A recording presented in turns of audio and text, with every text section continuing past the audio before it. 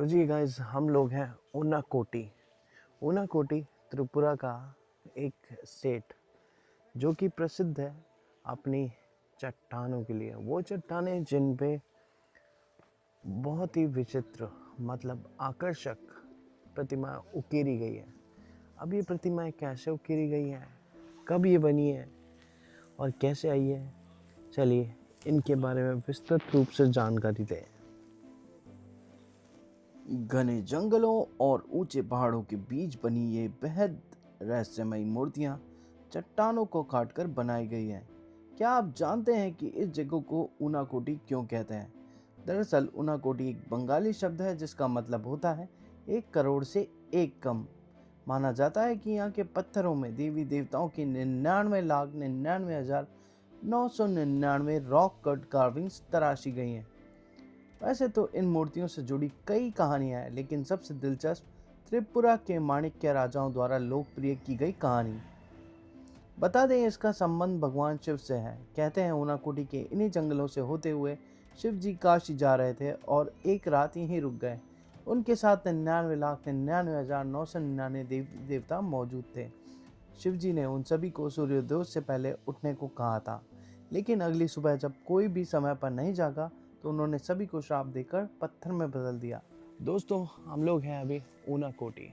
ऊनाकोटी त्रिपुरा की एक ऐसी जगह जो कि रहस्यमयों से भरी हुई है।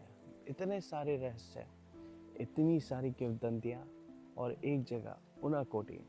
ऊनाकोटी का अर्थ है 1 करोड़ से एक कम, मतलब कि 99,99,999।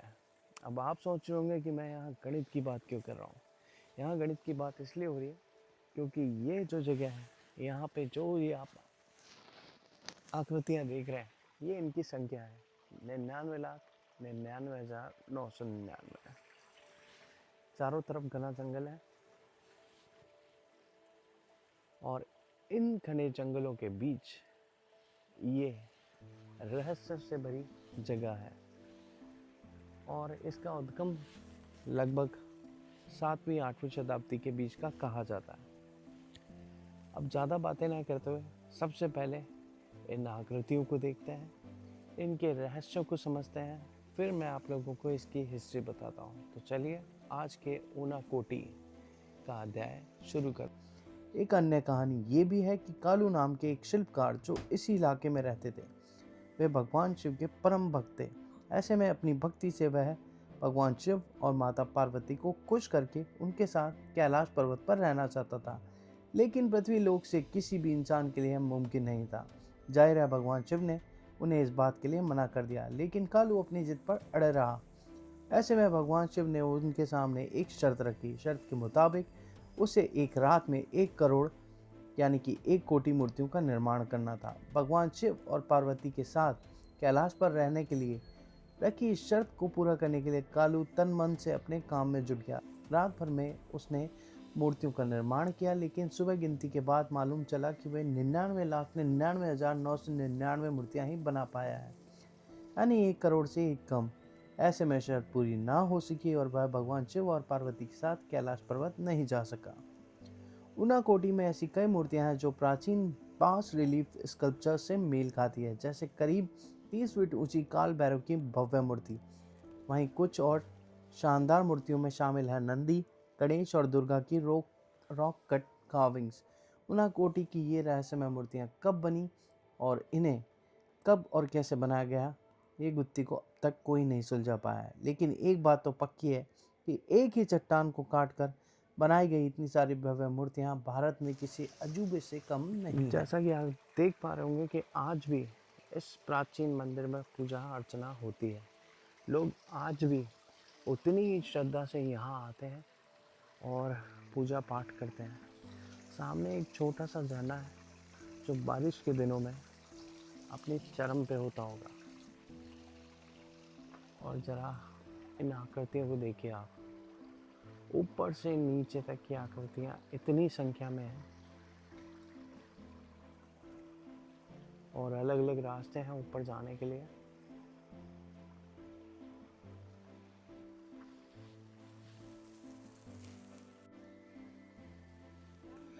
दोस्तों मंदिर में आने के लिए इतने सारे रास्ते हैं और अलग अलग रास्ते हैं। ये पूरा जंगल जो है रहस्यों से भरा हुआ है और अलग अलग प्रतिमाएं हैं।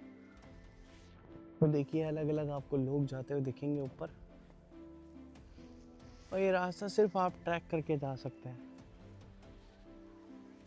ये अलग अलग रास्ते देखिए आप। हम उस रास्ते से ऊपर नीचे उतरे थे, फिर वहाँ जाके हमने दर्शन किए थे, और अब इसी रास्ते से हम लोग ऊपर आए हैं और अब आगे जा कर के हम लोग देखेंगे।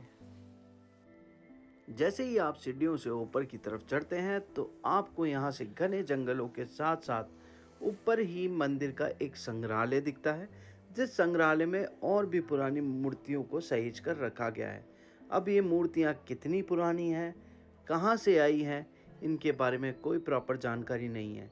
यहाँ पे जो तलपट लगा है उस पे भी लगभग सारी जानकारी मिट चुकी है, और आज भी यहाँ लोग आते हैं, पूजा अर्चना करते हैं और भगवान को अपना आराध्य मान करके इस जगह को संभाले हुए हैं।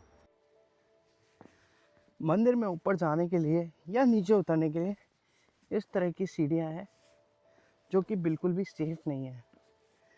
बारिशों में चिकनी हो जाती हैं और पूरी टूटी हुई है।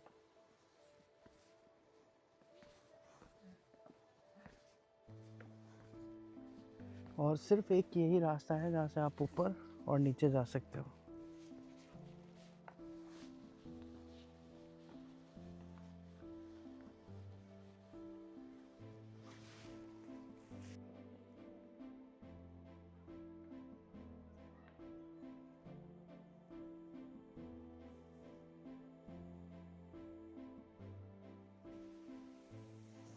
दोस्तों आप जो सामने आप प्रतिमाएं देख रहे हैं वो गणेश भगवान की प्रतिमा है। 3 रूप गणेश भगवान के आपको इस प्रतिमा में देखने को मिलते हैं। ये पहला रूप है गणेश जी महाराज का। इन्हीं के लेफ्ट साइड में देखेंगे दूसरा प्रतिरूप, और वो तीसरा प्रतिरूप, और साथ में भगवान शिव इनके साथ विद्यमान है। और इतनी खूबसूरत ये प्रतिमाएं हैं। जाने कैसे ये प्रतिमाएं इन पहाड़ों पर बनी है, इन जंगलों के बीच, इन रहस्यों के साथ में। ज़रा आप ये जंगल देखिए, यह है त्रिपुरा के घने जंगल, और इन घने जंगलों के बीच में जाते हुए ये लोग आपको दिखेंगे जो अलग अलग प्रतिमाओं के अलग अलग दर्शन करने के लिए जा रहे हैं। और लगभग ये मानिए 8-9 किलोमीटर लंबा ये ट्रैक है, जिसको करने के लिए आपको पूरा दिन चाहिए।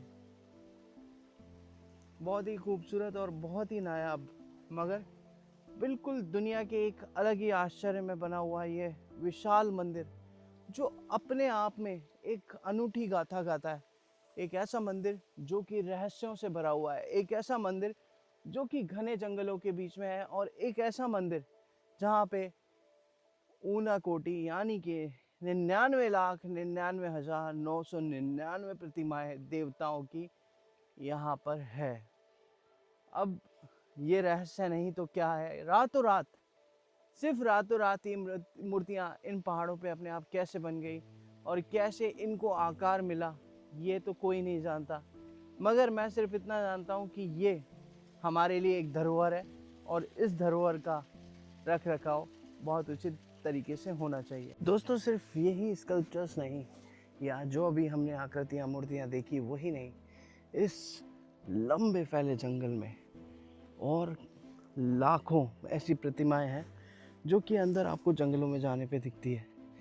ये जंगल बहुत घना है, डेंस फॉरेस्ट है, और यहाँ जाने का मतलब है आपको कम से कम 5-6 घंटे कम से कम चाहिए यहाँ जाके एक्सप्लोर करने के लिए। हम लोगों ने जितना एक्सप्लोर कर सकते थे उतना इस 2 घंटे में एक्सप्लोर किया, और इस बेहतरीन वीडियो को आप लोगों के लिए लेकर आए। हमारे राजस्थान से हजारों किलोमीटर दूर हम त्रिपुरा के जंगलों में सिर्फ इस मंदिर के लिए आए थे, और उनाकोटी के इस अद्भुत मंदिर को देख करके दिल गदगद हो गया है। आई होप कि ऐसे ही वीडियो हम आगे भी आप लोगों के लिए लाते रहेंगे।